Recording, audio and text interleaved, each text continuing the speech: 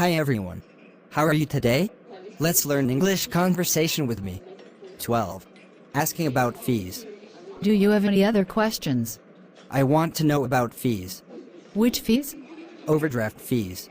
You will be required to pay a small fee for every time you overdraft. How much is the fee? You'll have to pay $25 every time you overdraft.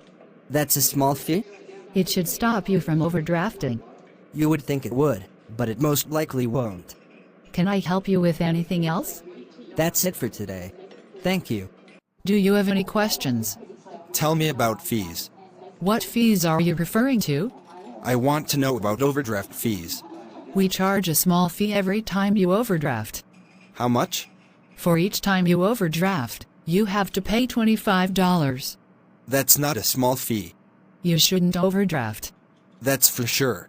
Do you need help with anything else? That's all I needed to know. Thanks.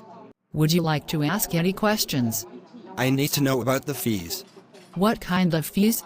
I'm asking about overdraft fees.